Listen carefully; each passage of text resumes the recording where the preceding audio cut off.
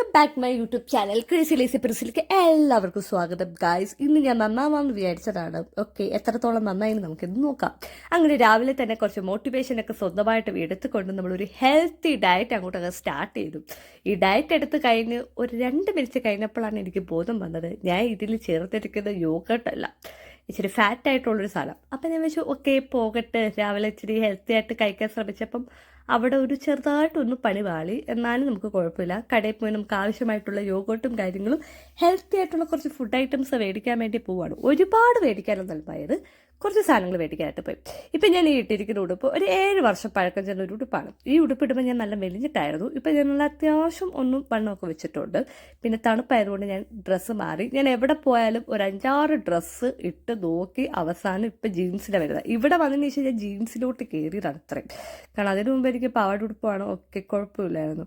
ഇവിടെ വന്ന തണുപ്പ് കാരണം ഞാനിപ്പോൾ ജീൻസിലോട്ട് കയറി. പിന്നെ ഫോൺ നമുക്ക് പോക്കറ്റ് വെക്കാനുള്ള എളുപ്പത്തിനും ഇങ്ങനെ ജീൻസിലോട്ട് കയറിയതാണ്.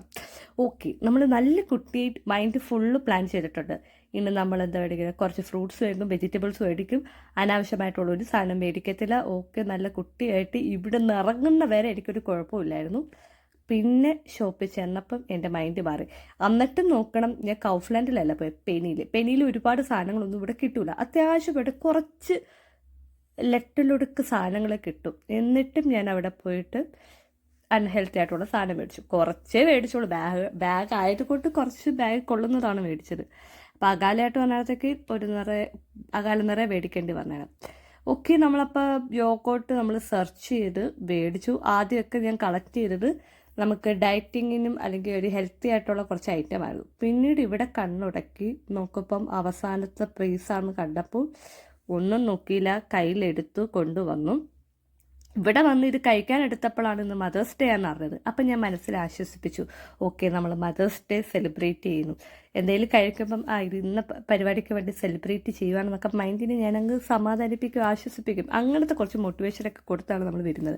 ഇപ്പം സങ്കടം വന്നാലും സന്തോഷം വന്നാലും എന്തെങ്കിലും ഒരു മോട്ടിവേഷൻ നമ്മളിങ്ങനെ കൊടുക്കും. എന്തെങ്കിലും എക്സ്ക്യൂസ് പറയാമെന്ന് പറയത്തില്ലേ, ആ പരിപാടി എനിക്ക് ഇവിടെ ഉണ്ട്.